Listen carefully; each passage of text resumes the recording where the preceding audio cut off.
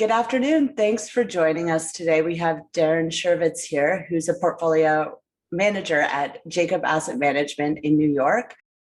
We've met him for the first time on the Tom Calandro webinar. And since then, Darren and I have been talking a lot about what's going on in the markets. And it's interesting to have a US small cap, microcap investors perspective on things, because at Adelaide Capital and a lot of the companies that we work with, we are very focused on the Canadian market. So I thought it'd be an interesting divergence from what we normally do to have him on and grill him a little bit about what he thinks is going on in the world.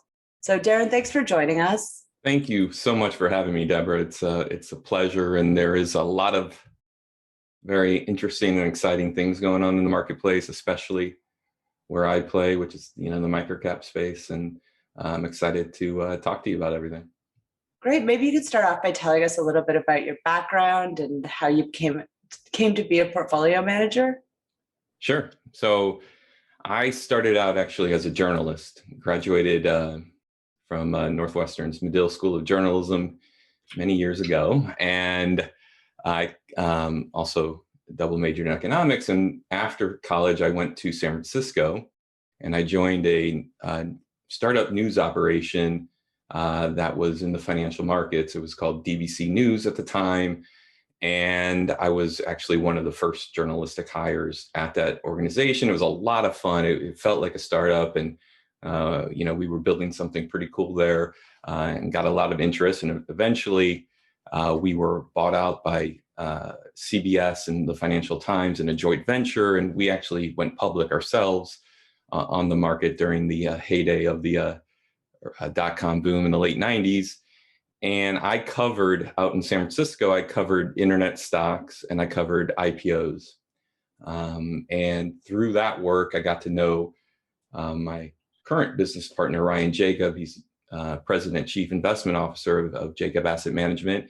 And he ran what was really the first, if not the first, one of the first mutual funds exclusively devoted to internet stocks.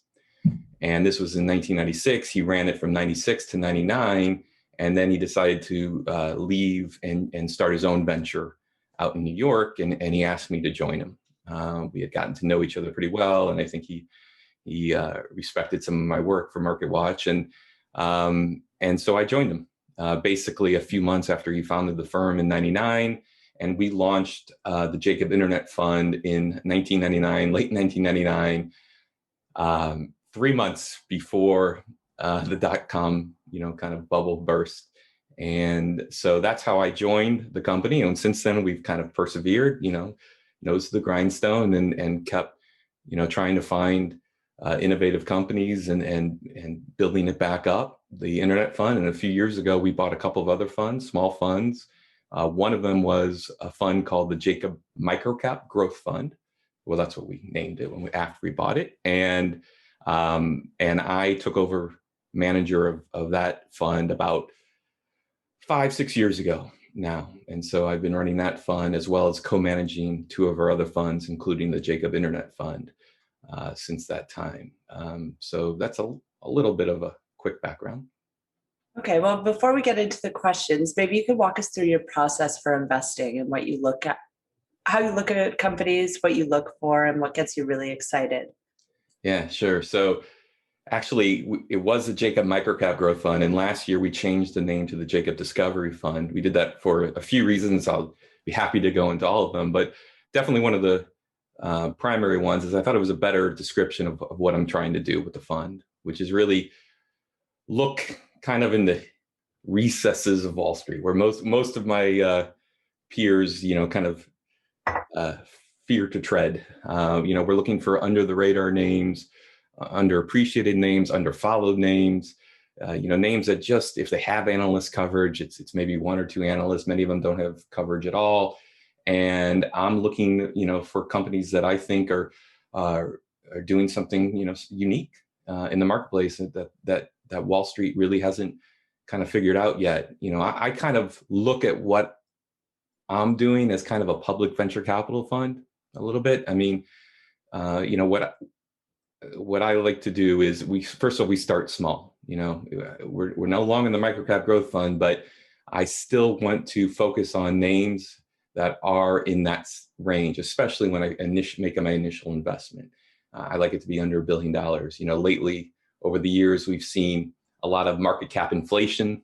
What's a small cap? What's a mid cap? Everything keeps going up, including the microcap space. And when you look at my peers in the Morningstar small cap growth category, there's no one even close to us in terms of our size of average investment. I think our median market cap is somewhere between 300 and 400 million, and the closest next fund is going to be over 600, 700 million, and there's only a few funds under $1 billion. Again, that's where we'd like to start. So I'm looking for those small companies now. Again, one of the reasons I wanted to change the name from the Microcap Growth Fund to the Discovery Fund, because we're looking at this as sort of a venture capital fund, is I wanted to have some more flexibility in terms of when we sell the funds. I didn't want it just to be based on a market cap and okay, now it's no longer a microcap. We got to move on. I think a lot of times, when you're dealing with the type of companies we're dealing with, there's a lot of risk, but the reward is quite substantial as well. And so when we see an investment thesis kind of panning out as we thought it would, and the stock doing well, we want to have the flexibility to let it run. I really think each incremental $100 million of market cap, it becomes easier to kind of get. And success, I think, begets success. So, we have a couple of examples in our fund of names that we've held for a very long time. We continue to hold because we still see a lot of value in it. And, you need those type of names to make up for mistakes you will make, especially when you're dealing in the microcap space. It's certainly a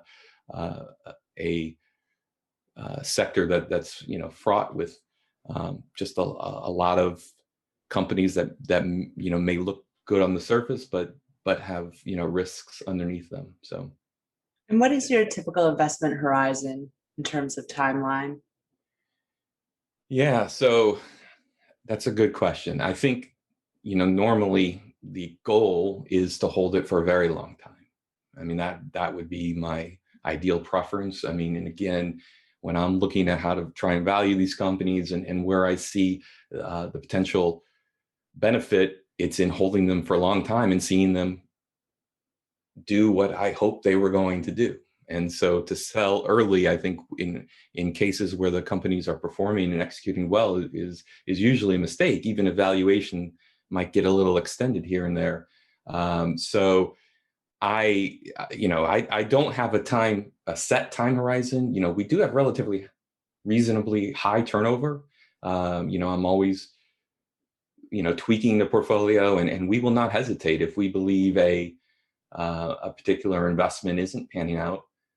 We will move on. So it's a case by case basis, but certainly given the early stage nature of the investments that we're looking at, and the fact that the reason I'm investing them is because I see so much opportunity and potential.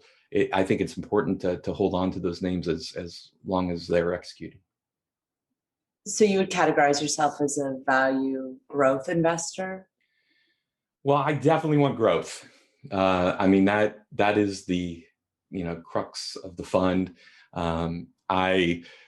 There are names in the portfolio that I think some people may question, are they growth? But I can look at growth in many different ways. Obviously, the most important one is revenue growth. I mean, you want to see companies that are increasing their sales year over year. I think, for where, we're looking, that's kind of the most important part of growth. But you can get growth on the bottom line, right? Companies going through a turnaround situation, maybe reorganizing their company. And again, those are kind of these hidden situations that may not yet be fully understood on Wall Street, that I may decide, that it's a different type of growth. And, one name that I own, which I think kind of falls in that category, is a company called Hudson Global.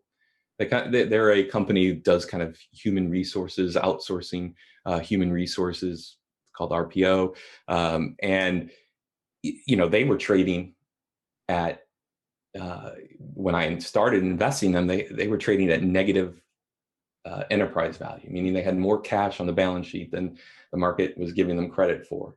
And they weren't seeing tremendous growth, and there was COVID issues, and certainly it was a turnaround situation. The CEO of that company Jeff Eberwein, it was a hedge fund guy himself, and kind of took over the company when he thought current management wasn't doing what it needed to do to grow the business. So I think that's a perfect example of a company that has growth opportunity for sure. I mean, RPO, I think, is kind of the direction where a lot of companies will be looking towards in the future, but it's certainly, there's a value component there as well. Mm-hmm. We also like underfollowed and undercovered stories. We think of the Canadian markets, that's where you get a lot of value. Market darlings up here tend not to do well for very long. It's one of the curses. In Canada, you mean? Yeah, it's one of the curses of the Canadian markets. Yeah. So going back to your strategy, we talked before, and it's something you discuss a lot about your process and coming from a journalistic background, and how you really deep dive on things and ask a lot of critical questions, and sometimes get accused of being a short seller in meetings when you're actually long the stock. Do you want to talk a little bit about that? Yeah, sure. I mean, that's one of the reasons Ryan wanted me to join him originally. I mean, I think it is something that again, not a non-traditional background in terms of investing, but I loved business. I love the stock market, and certainly having kind of the skeptical mentality of a journalist, I think, is helpful when it comes to investing. I felt very comfortable, grilling management, asking them what I think are the tough, relevant questions, even if it does maybe lead to some uncomfortable moments. And there have been times where we've been long a stock in meetings, and they question whether I'm a short seller, because sometimes I do ask questions that are concerns of mine. So I think it really does pay to be skeptical when you go into a investment opportunity. And I mean, look, I can make the case for any of my names, a bear case and a bull case. I think there's no perfect name out there.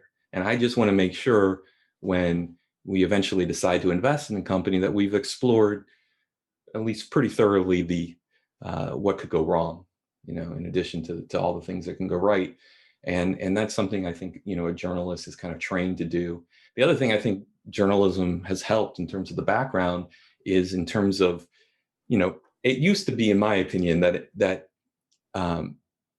the investing process, a lot of the value was in finding a piece of information. It was really tough to find information back in the day. You had to get, SEC documents mailed to you, and it was, there was no easy way to reach people, and it was just a much tougher process to just get information. And so there was a lot of opportunity for investors who who scoured their investments or potential investments to find interesting opportunities. And now I think it's kind of changed a little bit in that we are drowning in information. I mean, we are, it's information overload for sure. And again, I can find you an easy bear case for all of my long investments.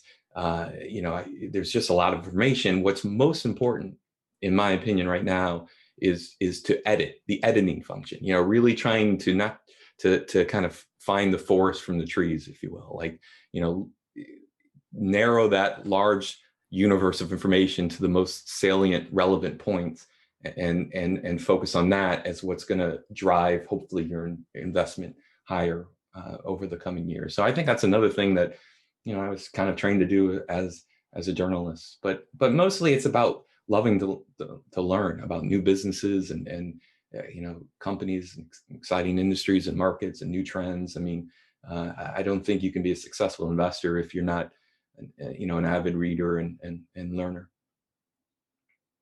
A student of the markets, always, right? Yeah, for sure. Always learning.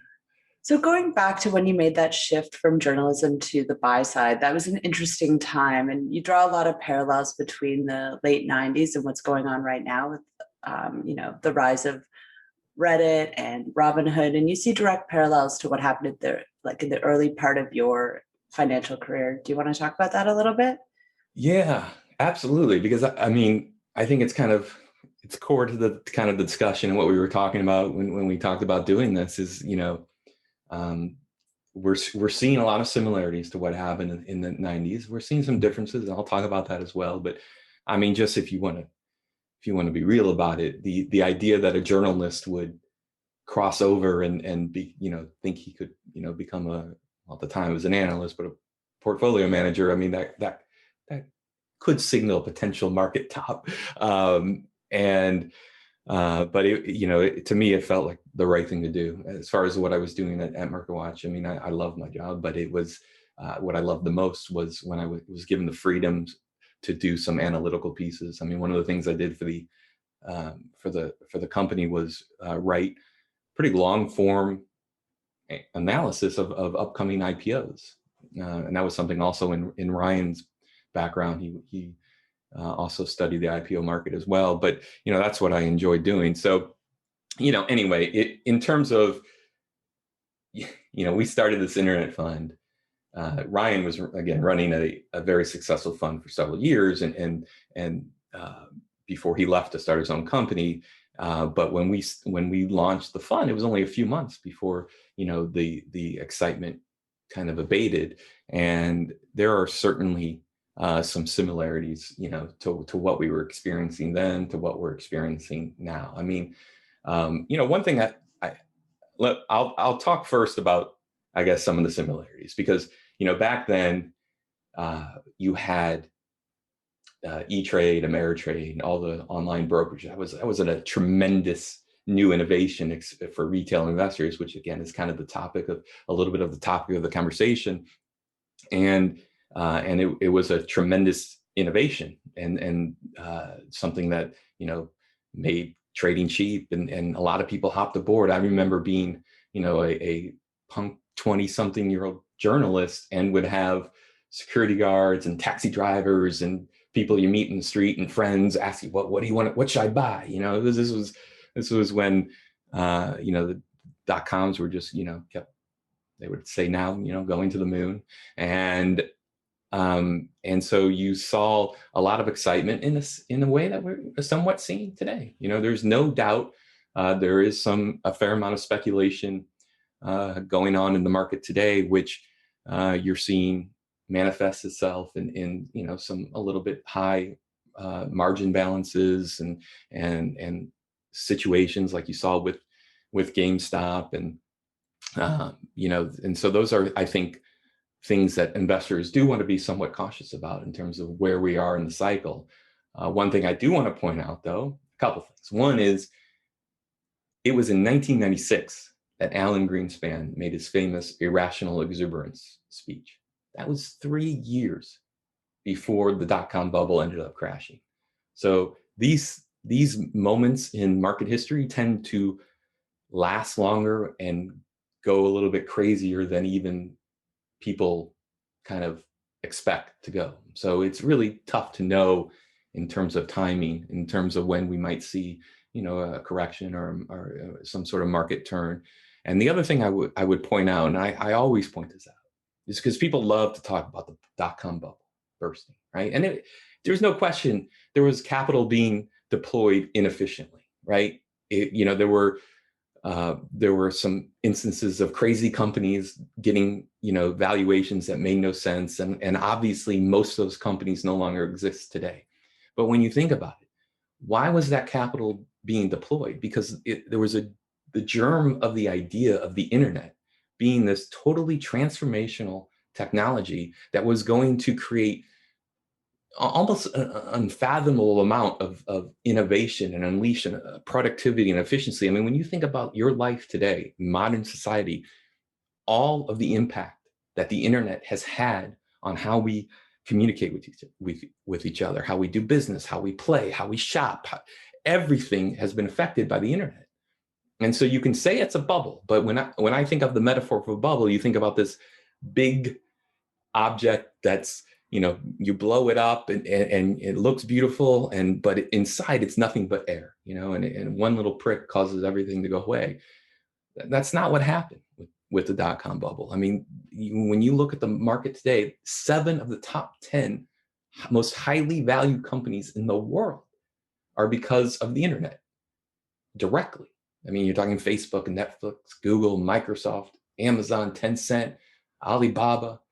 And so, I think we're seeing a little bit of a similarity to that today, because we are seeing a tremendous amount of impressive innovation, new technologies that are being created today. Whether you want to talk about, gene therapy, it's a segment of the market that I'm really excited about. You can look at, electrification, electric vehicles. You can look at cryptocurrency. You can look at space exploration. A lot of amazing things are beginning to happen today that I think, yes, some of this capital is going to be deployed poorly, and maybe some of it's in my fund. Like I said, I'm making calls. Some of them are going to be wrong, but I think in the end, betting on innovation and growth is usually a smart idea.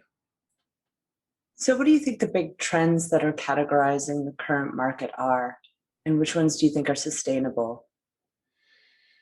Well, I think, again, I mentioned a couple of them earlier, like, gene therapy is one that I'm really excited about. When you think about what's going on with the vaccines, the COVID vaccines, what was created by Moderna and Pfizer with the messenger RNA,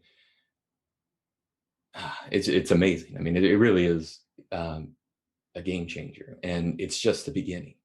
I mean, I have a couple of investments in the space in gene therapy. I have a company called Arcturus Therapeutics. I have a company called Precision Biosciences. I have another company called Crystal Biotech. I have there are a bunch of companies in the space that are dealing with gene therapy. Codexis. There are a number of companies in and around the space that I think are going to be tremendously valuable. New Base Therapeutics is another early stage one.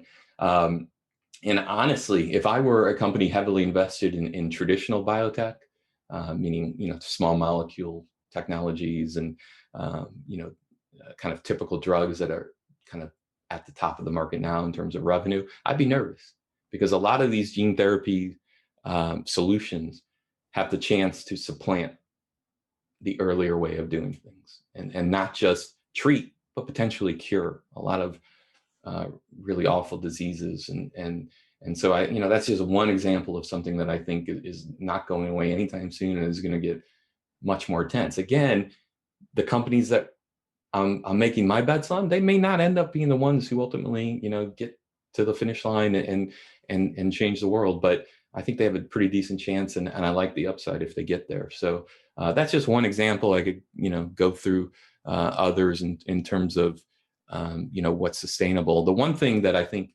I did want to kind of like focus on in this call is in this whole idea of the GameStop and Reddit, and it's kind of a democratization of the markets. And again, I think it kind of began back then in the late 90s with E-Trade and Ameritrade, and giving people this power of being able to take control of their own finances. And I know a lot of people are like really nervous about this phenomenon of retailers, retail investors, heaven forbid, kind of making just choices on their own and maybe banding together and making investment decisions. But the latest one who kind of poo-pooed it was Charlie Munger, who I obviously have a lot of respect for. He's done incredible things as an investor, and this past week, he talked about it being an awful thing, and compared it to gambling. And there's an aspect of that, I can't deny it, but I think we should stop with all the hand wringing. This is a good thing. This, to me, mostly a good thing, right? Some people will lose their money, some people will do dumb things, and I think the regulatory agencies and the companies like Robinhood, who are kind of helping make this happen, need to do more in order to try and protect investors and make sure they're educated. But again, for someone like me who loves the stock market, who loves learning about businesses and studying financials, and I think it's great. I mean, I think it's interesting because when the pandemic happened and sports kind of went away for a while, this is when a lot of the stock hoopla kind of began in terms of the retail investors. You had phenomenons like Dave Portnoy. I don't know if you know of him, but and because there are some similarities, and there's nothing wrong with making stocks and investing interesting. I mean, that's fine, right? I mean, every day we are, for better or worse, there's a scorecard, there's a scoreboard, you can track. And Robinhood has taken advantage of some of that with some of their gamification kind of techniques, and kind of clever, kind of but I think it's great. And one of my pet peeves for a long time. I'm sorry, I'm rambling. So if you want to interrupt, please. I will in a sec. I want to hear the pet peeve. Okay, here's my pet peeve.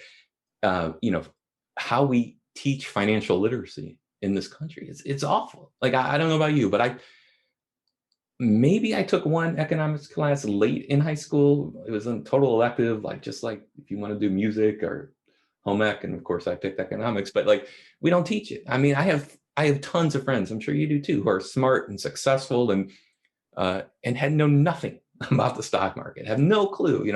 They think if a stock's $20 and another one's $3, obviously the $20 one is more valuable, more expensive. And so I just think that even if some people end up getting hurt by this phenomenon and make decisions which they weren't wise, there'll be others who will take control of their financial lives. And I think that like I said, that for the most part, I think is a good thing. And it's not going away, whether you like it or not, it's here to stay. So I was just going to get you to clarify, when you say you think it's a good thing, is that for society, for the markets? How do you qualify that? That's another good question. So I think it's good for society. Again, I think we're not doing brain surgery or rocket science here. People can invest their own money. I do think for the most part, you should, unless you have a lot of time to delve into this, you should be investing in most of your core of your portfolio should be in index funds and low cost funds, and put some in the discovery fund maybe, but I do think that's what most people should do for the core of the portfolio. But there's nothing wrong with them using a piece of their savings and their investment to play around in technologies they may appreciate, companies they may admire, and learn more about the markets. So and I just think, again, from a financial literacy point of view, for nothing else, this is teaching people that the market can be a good place to prepare for your future, retirement, invest for the future. So that's good. Now for the market, it's got pluses and minuses. I'll just tell it from my point of view, right? I told you in the beginning, I like to think of the fund as investing in underfollowed, under-researched, under the radar names that we're small, we're a small organization, and we can focus on these areas where most of Wall Street, it just doesn't make sense for them to focus. And so we kind of had this big sandbox to play in. And now you have all these retail investors who are also, looking at a lot of the same names that I'm looking at. And so it's a little bit of a challenge. I now have some competition from these retail investors. And again, some of them do great work. I mean, Wall Street Bets on Reddit is kind of an interesting place. There's it has some good stuff. It's got a lot of, I don't think particularly helpful stuff, but there are other subreddits on Reddit that are terrific. I have a stem cell company called Athersys in my portfolio that is developing from bone marrow, healthy bone marrow patients, taking stem cells and injecting them into other patients for treatment, potentially in a wide variety of indications. And I'm very intrigued by stem cells. It's a little bit trickier of a space than I think gene therapy, but I think it's got a lot of promise. And there's a subreddit on Reddit from Athersys investors, and these are people who probably this is their only or one of their only investments, and they do great due diligence. I'm on there all the time, trying to ferret out pieces of information. So you can use some of the excitement and interest from retail investors to your benefit. But from my point of view, it's also a little bit of a challenge because A, they are in some ways competition for finding new ideas, and B, obviously as the market continues to lift, you are beginning to, it becomes more challenging to find names where you get excited about the valuation upside. So that help? I don't know. That does help. So follow-on questions, how has this changed your process? So, so how does this change? Again, I'm using some of these sources. I mean, I don't think um, investors have to kind of bookmark, and go to these places on the web where they're talking about stocks. And I mean, Twitter, FinTwit, uh, I think is a great source of information. A lot of bad stuff, a lot of irrelevant stuff, some funny stuff, but certainly it's a fount of potential ideas. And, I think that's certainly one way that the process has changed. I would say for the most part, my process remains my process. I mean, um, you know, as the market shifts, I may adapt some where I position pieces of the portfolio. I may over time steer a little bit more. Let's say the market all of a sudden decides they don't want to pay up for growth, and some of the speculation falls out of favor. I can shift around uh, the portfolio a little bit and focus on names where I feel more comfortable, and I think there's a more stability, and maybe pare down some of my a little bit more speculative names. But for the most part, I think our process is pretty solid, and works in any environment. Um, the one thing I was also thinking about, I don't know if you want to discuss it now. I know I wanted to talk about it at some point in the call, which was this idea of people are really kind of worried about the market right now, and the speculation, and people are there's still a lot of fear in the market that this is something that's going to end badly and probably soon. And the only counterpoint I would say to that, I think there's some of that. I think there's some legitimacy to that. But the only counterpoint I would say is I think you can make the argument that this is a little bit of catch up for the small cap and microcap space. I mean, we had a decade where small caps wildly underperformed the broader market. That's historically anomalous. I mean, you never really see a 10-year period where I think it was 7 of the 10 years that small caps underperformed big caps. And that, has a lot to do with the big tech names, the FANGs of the world. And it has a lot to do with this move towards passive investing. You saw the indices kind of rise, the big indices, and it left a lot of the market kind of, abandoned, orphaned. And, that's again where we focus. And I think we're trying to discover names that had opportunity. And it really wasn't only until last fall where you saw that a pretty dramatic shift in kind of market sentiment that favored small caps and micro caps in particular. And so I think it's just a little bit of a catch-up game. I mean, if you look at the major indices this year, they're barely up. I mean, that most of the market isn't doing that well. And so I think that's a sign that that we do have increased speculation. I don't want to downplay it, but I think to a certain extent, we're just seeing a rotation in the marketplace to microcaps. How long do you think this rotation will last? Well, I don't know. I think if you don't want to give a timeline, maybe you can give us some indicators that you would follow to know when you think that the small cap. Well, what I would be most concerned about is interest rate. To me, that's a little bit of a worrisome sign. Now, we did a white paper, and you can find it on our website, jacobmutualfunds.com, talking about how small caps can actually outperform in rising interest rate environments. But I do worry a little bit that if things go up too far too fast, that's not going to be good for anything in the market, and certainly going to tamp down on the overall speculation, this more speculative side of the marketplace.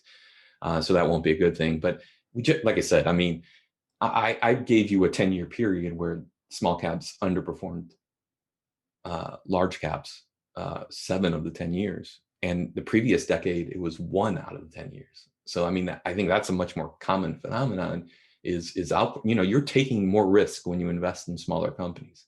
We embrace that. We say, okay, we're taking more risk, but we're going to get more upside because of that.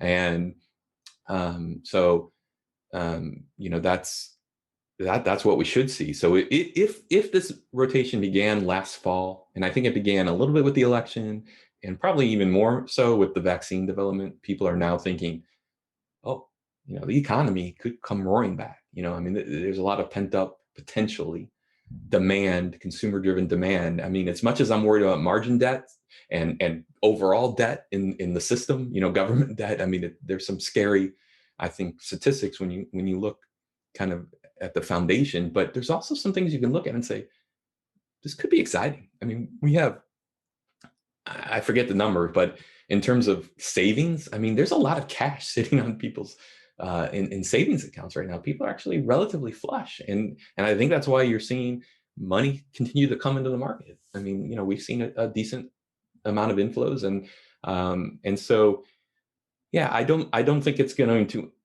hope it's not going to end anytime soon. And I think hopefully the next 10 years will be a much better environment for small caps and micro caps. I have one more question, then I'm going to start with the audience questions. Sure, of course. So based on what you're saying, with this rotation underway and a potential, bubble scenario, are you making any changes to your fund based on these market conditions and valuations?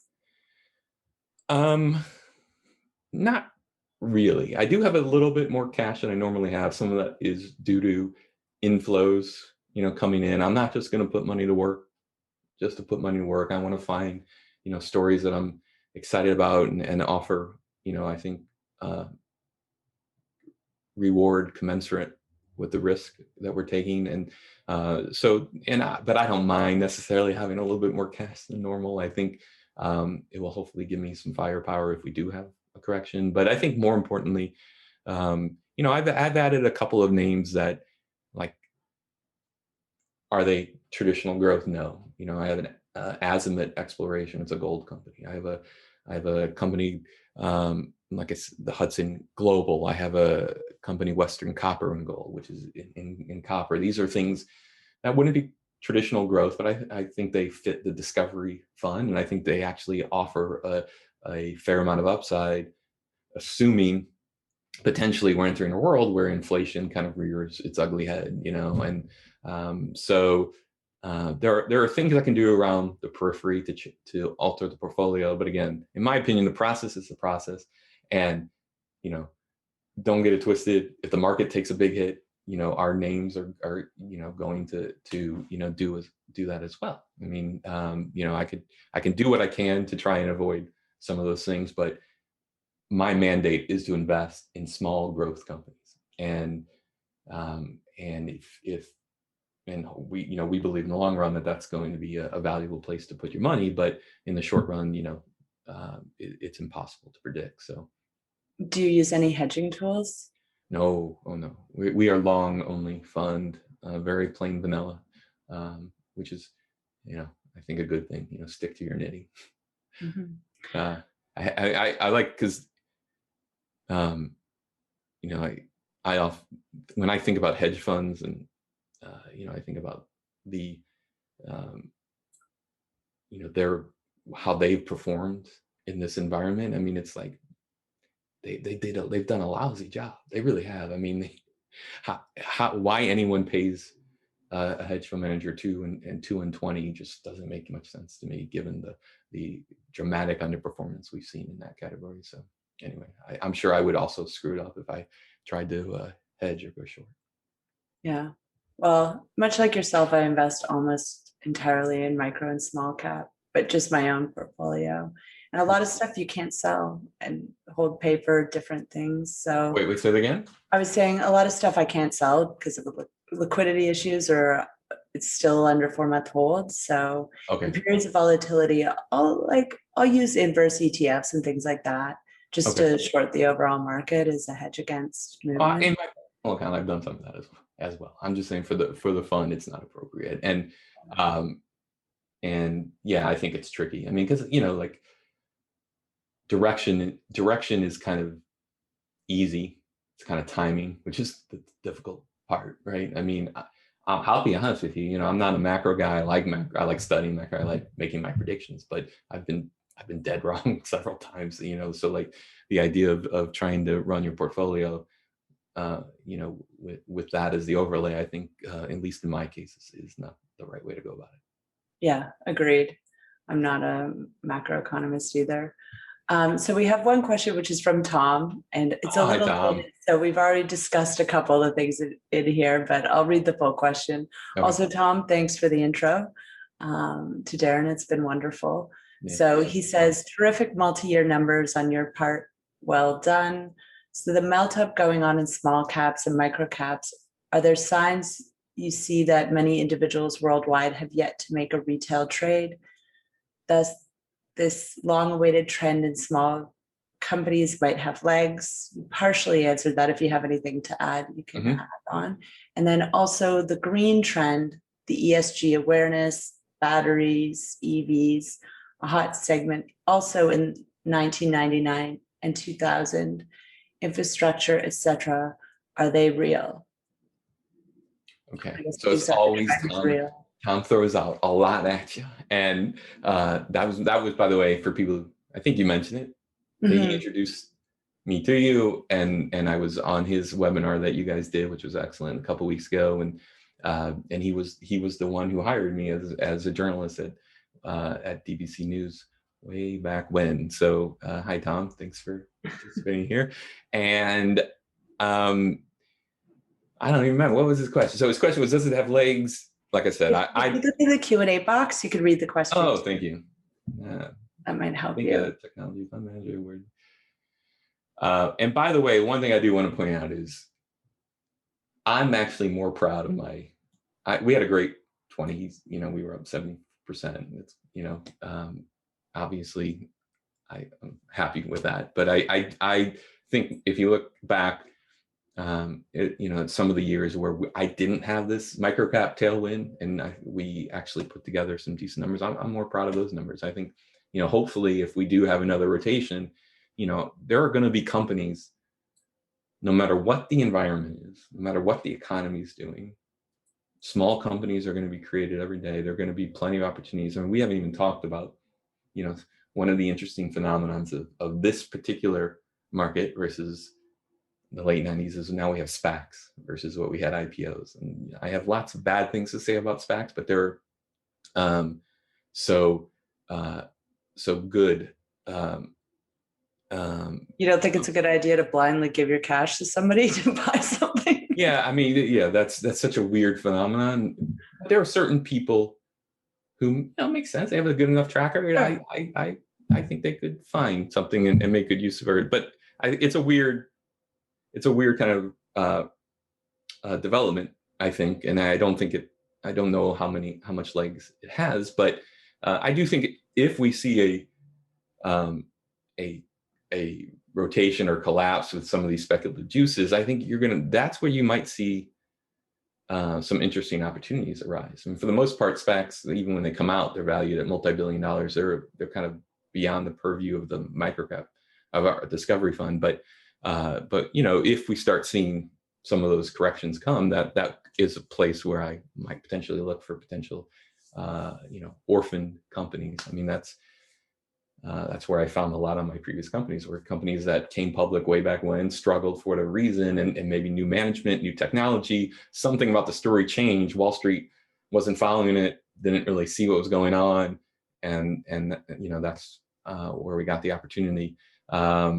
In terms of the green trend, I think for the most part it's real. I mean, just because like I said, a trend is real doesn't necessarily mean the end investment is real. I think it's going to be tough for some of these companies to justify their valuations. When I look at Tesla, I don't get it. I mean, I don't see how a car company, even if it's becomes a battery company, even if it becomes a ride sharing company, is going to be able to be worth its current valuation again. But that's why I think these kind of valuation exercises, while you have to do the work, it can sometimes be meaningless. I mean, if you were in 1999 trying to do a discounted cash flow on Amazon, first of all, by now you would have had a terminal growth value of like 2% revenue growth, not the 20% plus they're still doing. you wouldn't even thought about the cloud computing market. You wouldn't even thought about, that they're going to be in, logistics or groceries or whatever the case may be. And so like that's where it becomes tricky to me. I don't see it in Tesla. I think there, doesn't make sense to me, but maybe if you believe that, he's going to be able to kind of pivot the business and find new opportunities and ultimately create a lot of value, then maybe so. So I hope that answers most of the question. Should I answer? Do you want to ask these other ones or? Yeah, sure. If you're okay with them. Yeah, I'll answer them. Let's go with, so one question just asking about your personal holdings in the fund. Oh, very personal. Someone did some due diligence on you, Darren. Yeah, I like I'll let you address that. No, that's good. That's good research. It's first of all, it's more than that. Not just because the fund's done well. I did put in more money last year. I'll be honest with you. I mean, I'm like a young father with 2 small girls. I don't have a lot of liquidity, so I should have put more in. There's no doubt about it. I do have a lot invested in all 3 of our funds in terms of my own personal net worth. But yeah, I wish I had bet more on myself, frankly. So rather than focus on the dollar amount, what percentage of your net worth is invested with Jacob funds? Oh my God, I don't want to give a wrong relevant figure. But yeah, I don't know. It's so tough for me to know. Do I? Because I'm also, the funds themselves probably 10%, maybe more, but I'm not 100% sure. All right. And then do you ever participate in IPOs or secondary offerings? Oh yeah, for sure. Secondary offerings.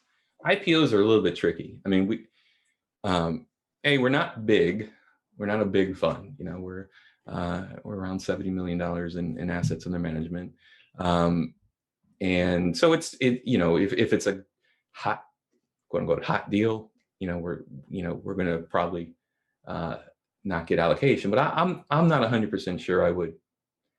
I don't like investing in IPOs. Again, I covered IPOs way back when, and I know as well as anyone that most of the time, we're in a little bit of a different world now, but most of the time IPOs don't perform particularly well. I mean, you can almost always find an opportunity later on in the company's evolution to invest in the company, maybe after the lockup or right before the lockup expires, where the stock will get weak, and it gives me more time to kind of do the work and due diligence to make sure that I like the story, and that management is capable of executing. And so we will occasionally invest in IPOs, but it's a rare occurrence. In terms of secondaries, yeah, I mean, especially if we own a company, sometimes this has happened a lot, obviously, over the last year when capital has been much more readily available. We're okay with companies that don't have a lot of cash on the balance sheet and want to take advantage and raise some extra money, either for a rainy day or, more importantly, for the growth companies that we focus on kind of executing on their business plans and putting that money to work, whether it be acquiring similar companies, new technologies, or just growing their own business. So for sure, we invest in secondaries. You touched on SPACs. I know it was a theme that you wanted to talk about. Did you want to have a longer discussion about SPACs versus IPOs, the similarities and differences that you see from the late 90s and now? Well, the one thing I will say is that because when I also think when people so worried about when this market correction is when a market correction might happen, and will it be more than a correction, et cetera. The one thing that I do think about with SPACs is they're like, these are people who have raised a ton of money. Most of that money hasn't been put to work yet. So not only are you going to see stimulus checks coming in a little bit, which if last year was any indication, at least a nice portion of that will probably go into the stock market again. You also have these SPACs that have a ton of money that they need to put to work. They need to find some place to put it, otherwise it gets returned back to investors within a couple of years. So the structure does make me wonder if, how deep a market correction could last when you have all that money trying to find new investments. And that's something that's a little bit different than the IPO market. And, but yeah, I mean, I think, I think for the most part, SPACs are just they're something about the structure does rub me the wrong way, for sure, that these sponsors are able to get such a big piece of the company just for basically giving them a vehicle to go public. And it doesn't, I think there are going to be a lot of SPACs that people regret investing in. We've invested in a couple. But How do you think it plays out? The SPACs are unable to find acquisitions, that they compete for acquisitions, and the valuation of whatever sold in is too high. How does it play out in your opinion? So repeat the question one more time. Sorry. Oh, I was just wondering, how do you think the whole thing with SPACs plays out? Like, is it that they're unable to find acquisitions to vend in, or they compete too heavily and the valuation's too high? Yeah, I think for them, I think you're already seeing that, right? They're probably already overspending for some of the investments that they end up making. They're probably bringing companies to the marketplace that are that are kind of before they're ready, they're ready to ripen, and probably will have bad results. And like I said, I think you will see some of those valuations come down, and then could be opportunities for a fund like ours to kind of pick at the carcasses. I do think most of that money will be put to work. I have a hard time believing that these people are going to return money to investors. I mean, I think that just, to me, it probably should be done in many cases. If you can't find something worth investing in, give it back to shareholders. But there's a lot of incentive for these companies to find a deal, no matter what the price is. So, like I said, I think that's going to provide some support to the marketplace. But unfortunately, I think it is going to lead to some badly deployed capital as well. Got it. I have another audience question. You mentioned a couple Canadian names in the session. Do you look at a lot of Canadian names or mostly US? So we are mostly US, but Canada is certainly a territory I feel perfectly comfortable in investing in. Like you said, it has a little bit of a checkered, historical track record in terms of, the opportunity. But I think it's improved greatly over the past years. Just some of the scrutiny and regulation and compliance in terms of investing in Canadian names. I mean, one of our names that drove a lot of our performance, still continues to drive a lot of performance, is a company trades in Canada. It's not Canadian, but Voyager Digital, which is a cryptocurrency brokerage. We were buying it under $1 a share, and now it's I don't know where it was today, but it's significantly higher than that. And so that's one thing. We have a couple of other names that are Canadian. I mean, another one of my not to pat myself on the back, but another good name that I invested in was a company called Score Media and Gaming. I was buying that at 30 cents. It was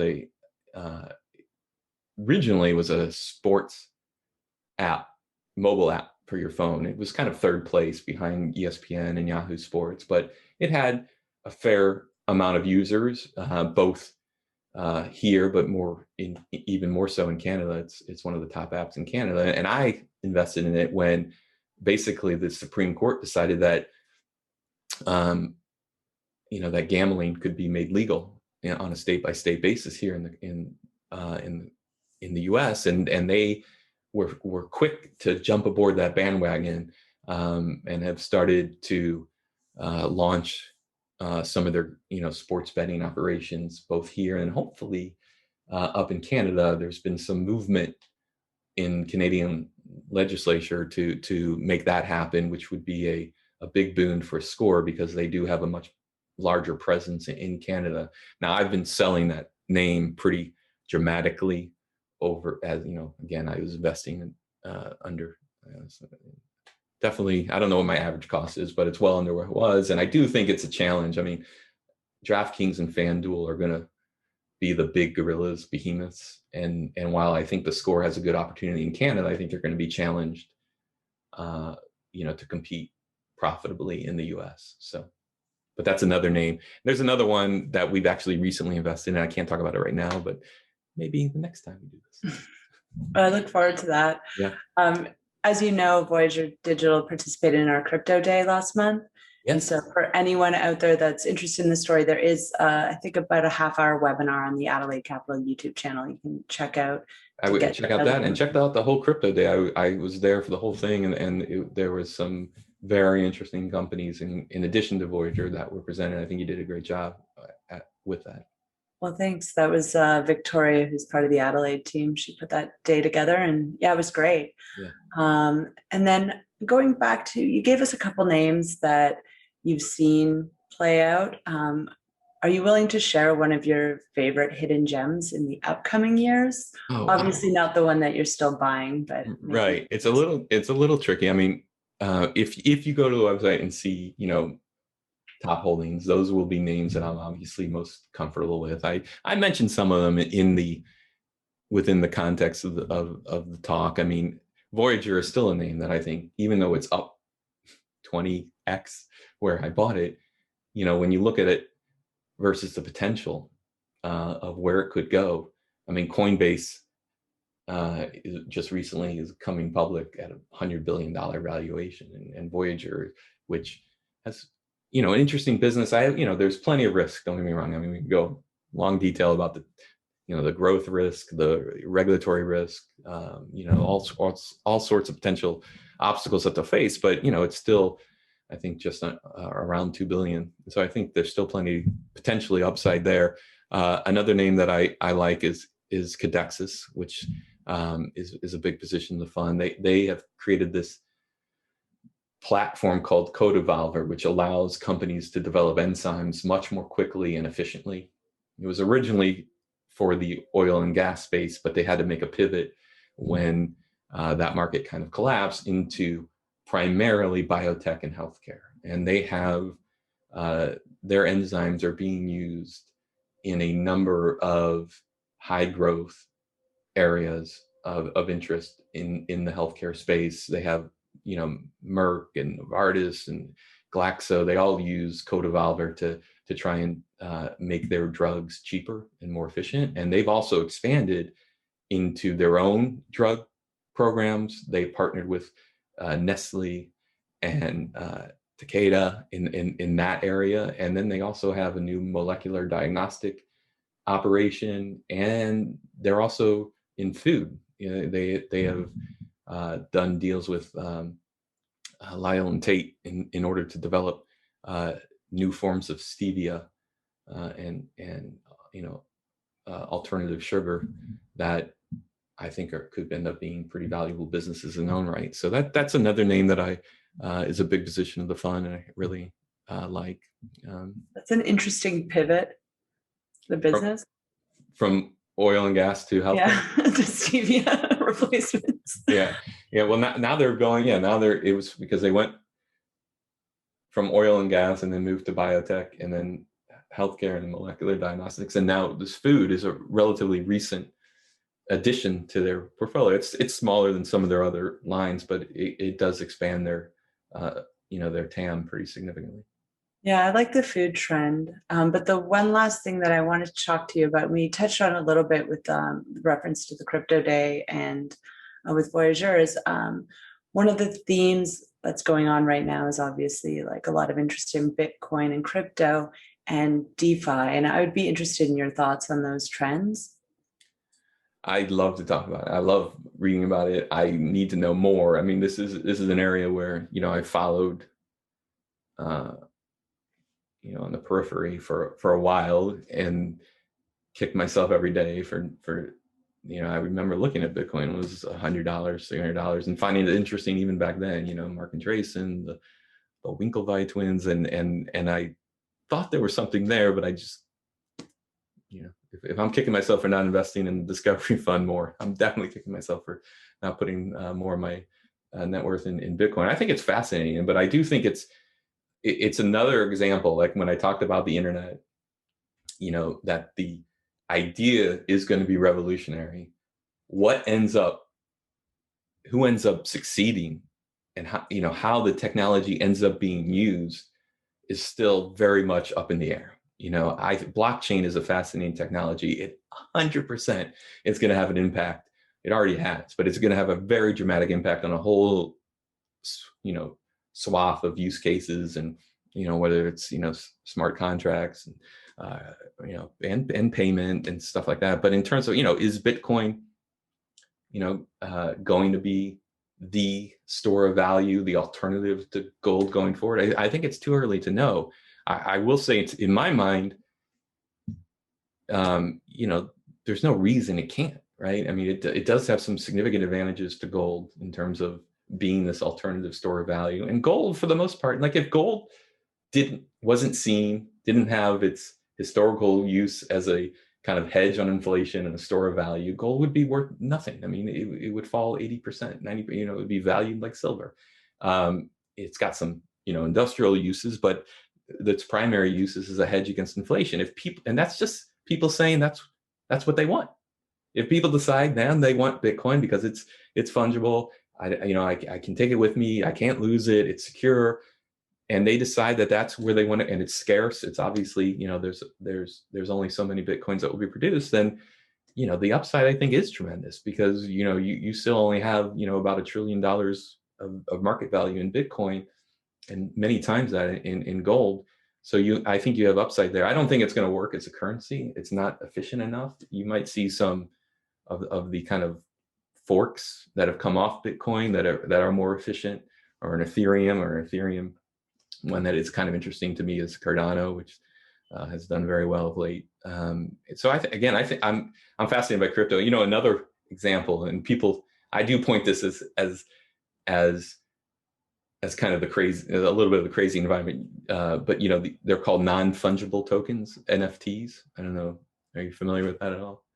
But it's basically like it's a form of blockchain technology that is associated with a piece of content, right? So if you're an artist and you make a digital creation, you can associate a non-fungible token with that piece of art and sell the token, and now the person who's bought that token has the right to your creation. And it's again, I think it's going to absolutely have an impact, but you are seeing some crazy purchases right now. There's a meme called Nyan Cat. I don't know if I'm pronouncing it right, but it's this little cat that flies. It's a picture. It's a meme on the internet. That's a cat in like a Pop-Tart costume that is flying through space, and it's sold for like $600,000 the other week,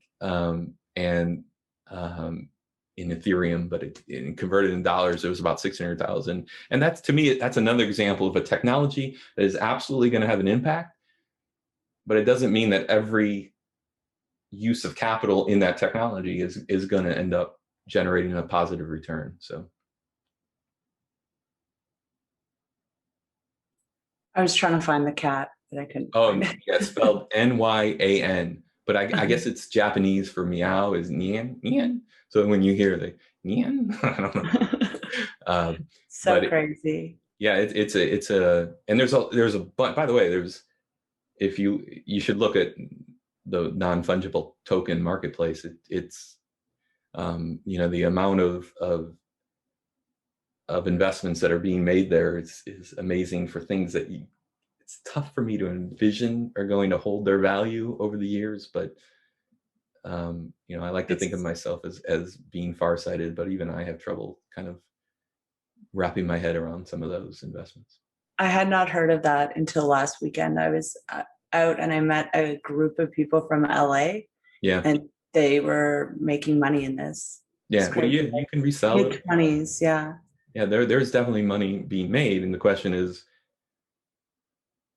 what is, is it just a greater fool theory? Like, I'm buying this because I know someone else is going to buy it, higher. I think, Dr. Burton Malkiel calls it, kind of castle in the air type of market, which, I think you're seeing a little bit for sure.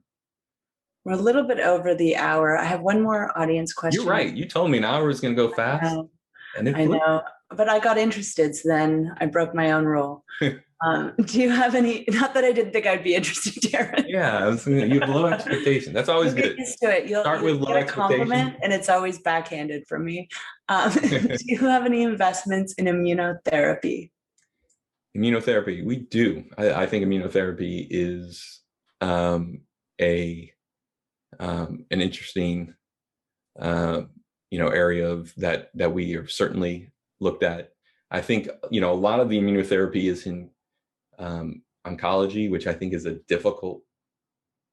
We could have talked about biotech for a long time because a lot of my investments are in biotech. I'm a layman. I'm not a scientist, but I love learning. But you've done really well stock picking in that sector, so I think you have authority to speak on it. What's that? I said you have done really well stock picking in that sector, so I think you do have authority to speak on it. Well, I appreciate it.